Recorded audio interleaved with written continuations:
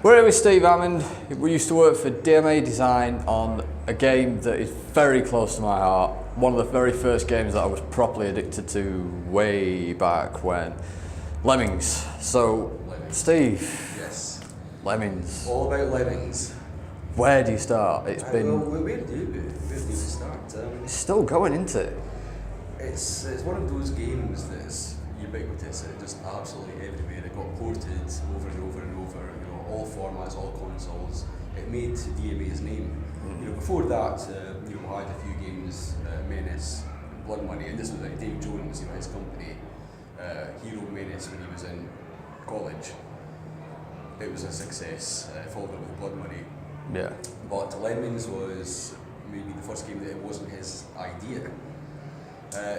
Mike Daly, in order to prove a point about how small a character could be, created an animation in D-Paint, you know, over a lunch break. You know, just little creatures walking up a hill and then getting blasted by a gun at the end of it.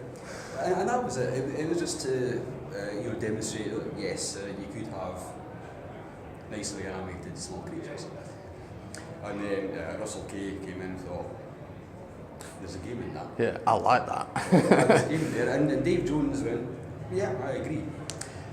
Dave reckons it was him that said there was a game in that. So, you know, there's a bit Professional rivalry building up. There.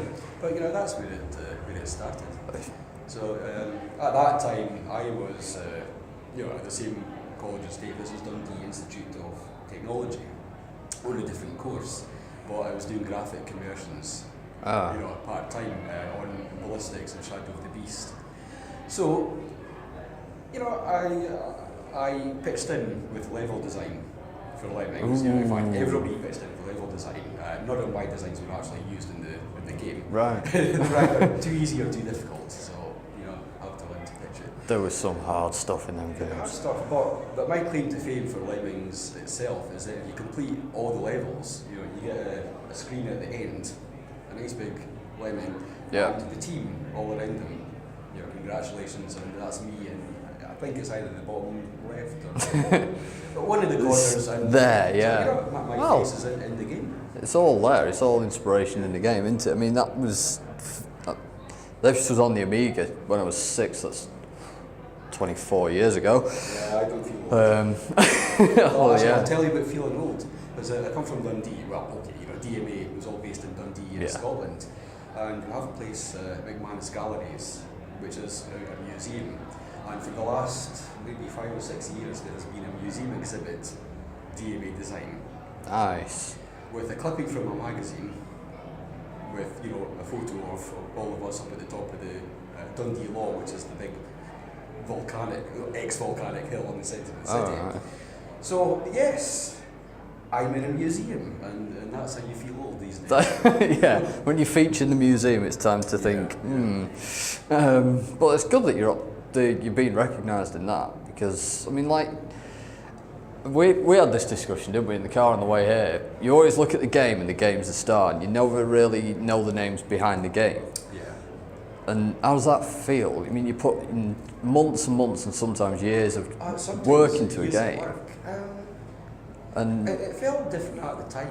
I mean, for me, certainly, this was the mid-90s, you know, doing all this. And even before that, it was myself, you know, some friends went to a computer club, and, you know, there was games everywhere. And, you know, naturally, you start to think, well, we can make a game, we like computers. Yeah. You know, nothing felt odd or out of place actually doing that. Right. And it's only when you get to years later and people are actually happy to see people that you don't know, you know, come to you say, oh, you know, thank you so much for, you know, being part of my childhood. Yeah, you know, well, something. Which I have to emphasise, not me, Mike Davies, Dave, certainly. So at Play Expo here, I mean, this is the first event that I've been to. You know, I was actually a part of a talk as well, and this is the second time in 25 years I've had a beer bought for me. Just on the strength of being part of the, you know, that whole industry. The thing, I'm trying to work out how to word it. You've got social networking, which is huge, but everybody's on that. But this explosion in the retro gaming world. With the trend, it's just shot up, and that's, you've probably seen yourself. Yeah. The games prices have shot up. In the trading zone here, there's Tombi on the PS1 for 150 quid, 150. which is mental, and I genuinely can't get my head around it. But it's got to be good for companies like Sega and all these companies that were around back then. But if they're being resold, they're not original sales. Yeah, so I know. It's a difficult one. It's perhaps keeping the the brand alive, or the memory of that brand, and whoever ultimately owns the the IP Yeah. for it, could Not potentially help them, but it's a good way of showing where games have come from and how far they've come. Yeah. Because I know the first time we came here, it was very much a, this is on, bring your kids, show them where gaming come from and where they are now. And now this retro thing's just shot up. I mean, we're seeing Lemmings, we're seeing the old games really showing up on Twitch and YouTube all the time. And you had GTA, didn't you? I left DMA in 1997 to go freelance, and this was just slightly I was born then. It was slightly before. Sorry. Feeling old. Come on, I've rolled my grey hair to the side every day. Expensive highlights, not grey hair. Expensive highlights. I like that. But yes, I left DMA to go freelance just slightly before GTA was released. And the thing about GTA, nobody actually expected it to be this mega best-selling game.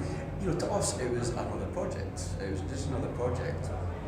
As I said in the talk, it originally arose from the idea that console development was expensive. A PlayStation license, Nintendo license. We had those, but we wanted to develop for the PC. Didn't need a license for that.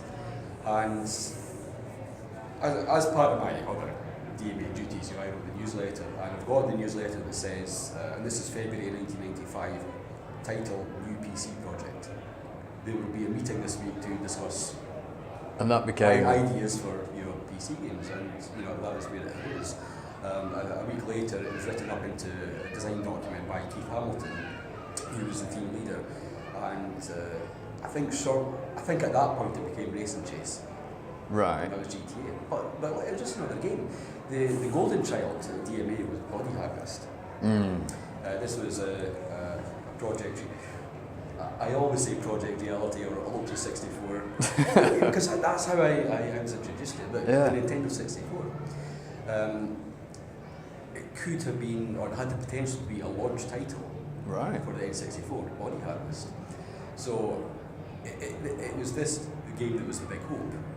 But unfortunately, it was a DMA sensibilities at war with the Nintendo Japan sensibilities, and Nintendo disagreeing with someone. and Nintendo of America. Really? Everyone was pitching in, and it became even internally so factionalized that there's the famous story.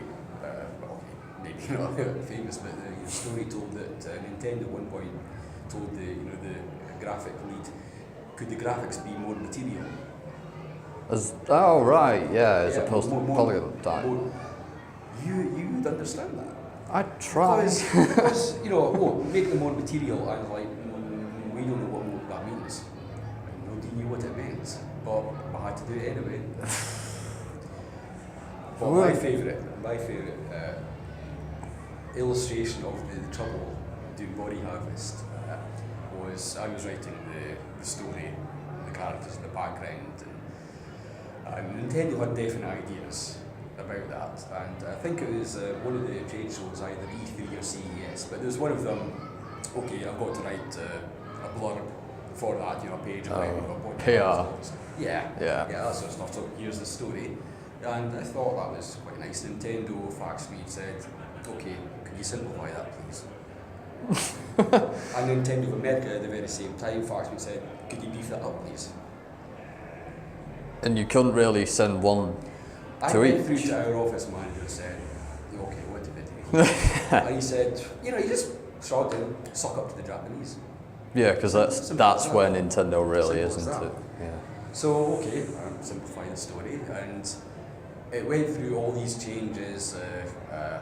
You know, Adam Drake, the main character, was originally a World War I soldier, and then they wanted him to become a tuxedoed, literally tuxedoed secret agent. James Bond. Yes, and then he became a time-travelling warrior, and so okay, you know, I send him back in time. So I wrote that, you know, I wrote that, okay, so they send him back in time to fight off these alien hordes, and then I wrote the line, but in such a way as to not cause time-travel paradoxes. Oh, okay? of course. Nintendo thought, no, take that out, that's too complicated. No, we can have paradoxes, forget it, that doesn't... Yeah. And then they said, now, see, like you say, born 97, you know, see, you'll get this one. And then they also said, can you make it so that only living matter can travel through the time portal? Does that ring a bell? That old chestnut, yes. Yeah, the Terminator. I mean, That's the one. And at that time, Terminator 2 was only a few years previously. And Terminator 2 actually had the liquid, which raised a whole load more questions. Yeah. So anyway, cut that bit. But you know, this was the whole problem development, and you know, meanwhile GTA, you know, had its own issues, which really was a terrible game. It was really horrifically bad. It was unplayable for much of its development. It almost got canned a number of times, and it was only, you know, through the absolute heroic efforts of, you know, the playtesters and programs, you know, everyone involved Yeah. to polish it, change it, and it became the good game that it Oh, it was a brilliant game. And this was back when you got the cartridge, you put it in it, and you played it. If it didn't work, it didn't work. There was no connect to the internet, patch your game, one-day patch, and all that. None of that. Yeah. It had to work from day one until, well, now, because they're still being sold now, aren't they? Yeah. So, but I think that's all we've got time for. Steve, brilliant. Okay. It's been No, fun. brilliant to meet you. Tune in for the rest of Play Expo on our other videos. Someone's grinning and giggling.